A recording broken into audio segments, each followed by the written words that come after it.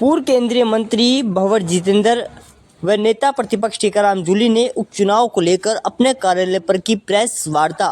उन्होंने कहा, भाजपा सरकार इतनी घबराई हुई है कि राजस्थान के सीएम को 2 बार अलवर आना पड़ा और उनको जनसभा को संबोधित करना पड़ा, क्योंकि भाजपा सरकार अपनी ओछी राजनीति अब दिखा रही है। पुलिस अब 1 हफ्ते में इतना काम कर रही है जहां तक पुलिस ने पहले कभी नहीं किया। पुलिस कई लोगों को गिरफ्तार कर रही है और 151 में बंद कर रही है।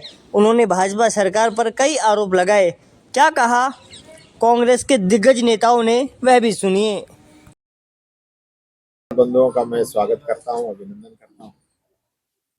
और आज आप लोगों को जो कष्ट दिया, विशेष रूप से मैं कहना चाहूंगा कि रामगढ़ में पुलिस प्रशासन लगातार जो है बीजेपी के इशारे पे काम कर रहा है और बीजेपी इस चुनाव के अंदर ओछे हथकंडे अपनाने पे तुली हुई है। कल भी रात को एक घटना की पोस्ट बीजेपी के लोगों के द्वारा डाली गई।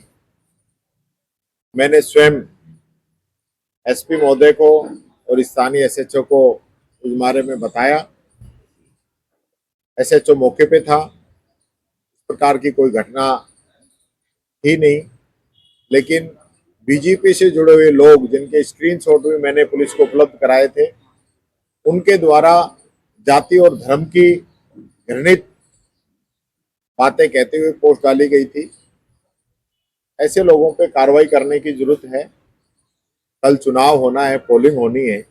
हम चाहते हैं शांति के साथ पोलिंग हो और ऐसे जो असामाजिक तत्व हैं उस पर पुलिस कार्रवाई करे।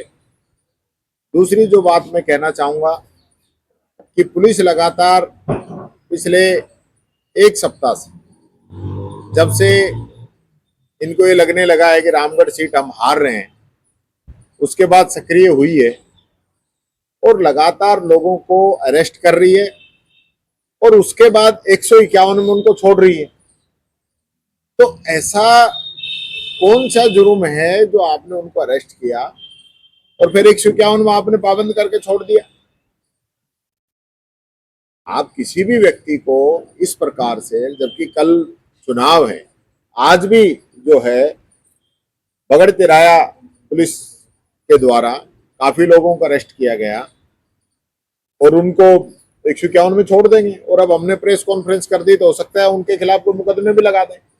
लेकिन ऐसे लोग, निर्दोष लोग जिनका कोई किसी बात से लेना देना नहीं है, उन लोगों को इस प्रकार से पुलिस के द्वारा प्रताड़ित करना, मैं समझता हूं ये चुनाव को प्रभावित करना चाहती है बीजेपी। और आपको किसी को पकड़ना है, कोई दोषी है, कोई बात है, आप करिए ना। 13 तारीख को कल वोट डल जाएंगे, 6 बजे बाद आप करिए कार्रवाई। कौन मना कर रहा है? हम तो किसी प्रकार का किसी का पक्ष नहीं ले रहे, लेकिन एक डर और भय का माहौल पूरे रामगढ़ विधानसभा क्षेत्र में बनाने के लिए, और विशेष रूप से मैं कहना चाहूंगा कि यहाँ पे पुलिस प्रशासन के द्वारा जो पहले एसएचओ रह गए हैं, यहाँ रह के गए रामगढ़ में, उनको बुलाया गया है, उनका उपयोग किया जा रहा है।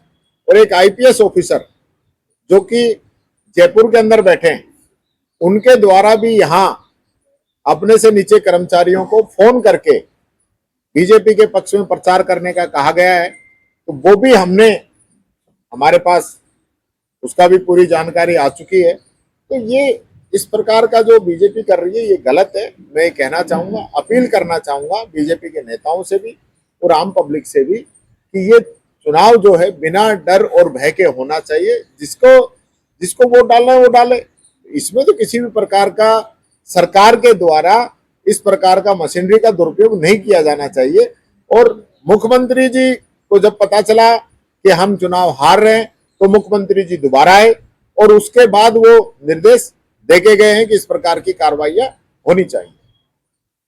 ये तो बताओ किसको पकड़ा है, कितने लोगों को पकड़ा है? एक आदमी को पकड़ा हो आपने, एक नहीं प्रेस कर दी, कोई डाटा हो, आंकड़ा हो? नहीं, मैं आपको बता रहा हूं, आज सुबह भी 7-8 आदमी नसोपुर से, 8-9 आदमी सहजपुर से आज ही पकड़े हैं और रोजाना पकड़ रहे हैं।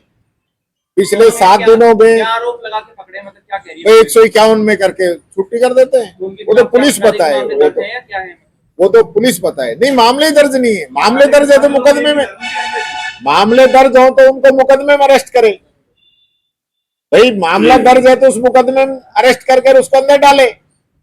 मामला भी दर्ज नहीं है, आप 151 में अरेस्ट करके उसको छोड़ रहे हो, तो ये तो कोई बात नहीं हुई। सारे लोग एक ही धर्म के हैं। नहीं, एक धर्म के नहीं है।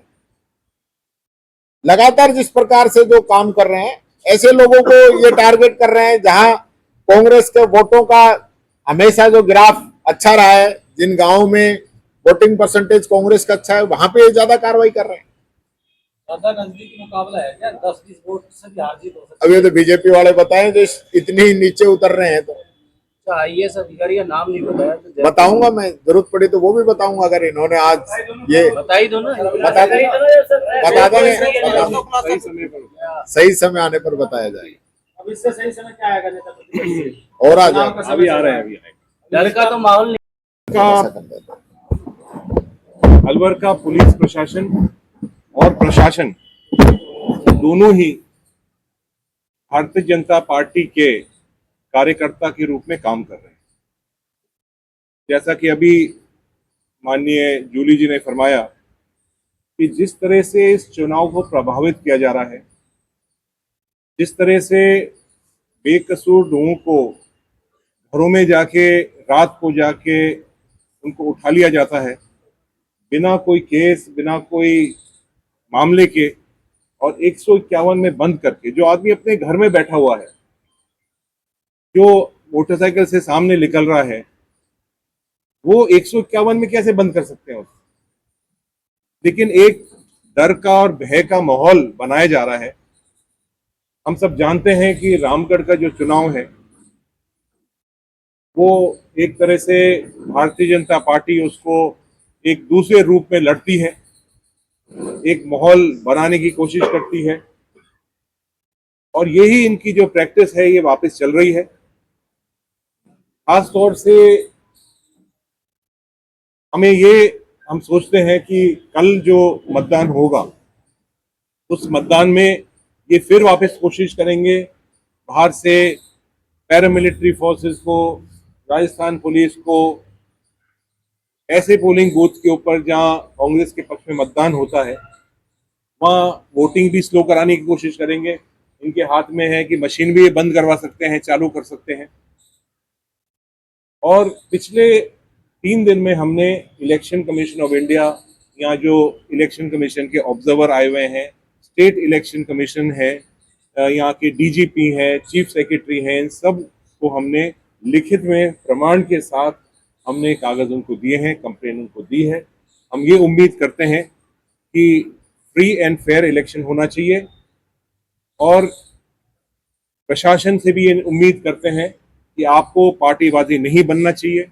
सरकारें आती हैं, सरकारें चली जाती हैं, लेकिन इस तरह की बात कहीं सामने आई तो जरूर जो अगली सरकार आने वाली है जो जरूर देखेगी कि कितना फ्री एंड फेयर इलेक्शन हुआ है और कितने लोग पार्टी बने हैं, भारतीय जनता पार्टी राजनीतिक पार्टी से जुड़कर उनके इशारे पर काम कर रही है। अलवर में ही लग रहा है, राजस्थान में 6 सीटें और भी है। मैं ये निवेदन करूंगा आपको कि अलवर के साथ साथ मेरे पास प्रभार है असम का और मध्य प्रदेश का। अभी यहाँ प्रेस कॉन्फ्रेंस कर रहे हैं, वहाँ दूसरी तरफ हमारे प्रदेश अध्यक्ष, सीएलपी लीडर और सभी लोग आसाम के अंदर प्रदर्शन कर रहे हैं और प्रेस कॉन्फ्रेंस भी कर रहे हैं। हर प्रदेश के अंदर जहाँ भी ये चुनाव हो रहे हैं वहाँ भारतीय जनता पार्टी ने डर से, धमका के, डरा कर ये चुनाव कर रहे हैं। और असम तक की बात मैं आपके सामने रखूं तो आपको आश्चर्य होगा कि भारतीय जनता पार्टी के एमएलए खुद बंदूक निकालते हैं और फायरिंग करते हैं और उनके ऊपर कोई एक्शन नहीं लिया जाता। हमारा जो कैंडिडेट है उसकी गाड़ी के ऊपर 3-3 बार अटैक होता है, उसके ऊपर फायरिंग हो जाती है, पुलिस चुपचाप बैठी बैठी तमाशा देख रही है। वहाँ के स्थानीय जो सांसद हैं, स्थानीय वहाँ के एमएलए हैं, उनको अंदर नहीं भेजा जाता है। तो इस तरह से ये चुनाव कराने का प्रयास ये कर रहे हैं। ऐसे ही मध्य प्रदेश के अंदर कल रात को भी राजस्थान से गुंडों को भेजा गया। विजयपुर जो सीट है हमारा लगता हुआ धौलपुर के पास है, वहां रात को राजस्थान से कुछ गुंडों को भेजा गया और गांव के अंदर फायरिंग हुई है। तो ये पूरे प्रदेश के अंदर हमारी जितनी भी राजस्थान की भी और भी सीटें हैं, यहाँ सब लोग ये प्रभावित करने के प्रयास कर रहे हैं। लेकिन जो हमारी जनता है, जहाँ चुनाव हो रहे हैं, वो जनता जान चुकी है, इनका असली चेहरा देख चुकी है और ये बिल्कुल डरेगी नहीं। लेकिन हम इस प्रेस कॉन्फ्रेंस द्वारा, आप सबों के द्वारा इनको चेतावनी देना चाहते हैं। अनिला जी,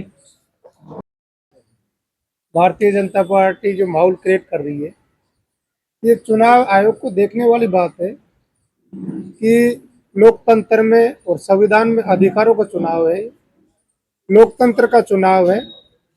ये कोई धर्म और आस्था का चुनाव नहीं है जिसने कहा कि भय युक्त वातावरण बना रही बीजेपी, जबकि लोकतंत्र में मतदाताओं के लिए भय मुक्त वातावरण होना चाहिए।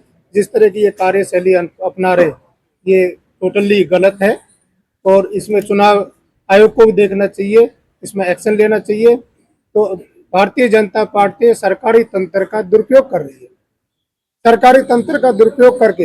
लेकिन यहाँ के मतदाताओं ने राजस्थान में 7 सीटों पर, रामगढ़ में मैंने भ्रमण किया है, गांव-गांव गए, सबने अपना मन बना लिया है कि वो किसी भी तरह से इनके दबाव में आने वाले नहीं है और निष्पक्ष वोटिंग होंगी, वोटिंग करेंगे, चाहे ये कितना भी प्रभावित करें, भय कायम करें या डराए धमकाए, लेकिन मतदाता हैं जो रामगढ़ के डरने वाले नहीं है।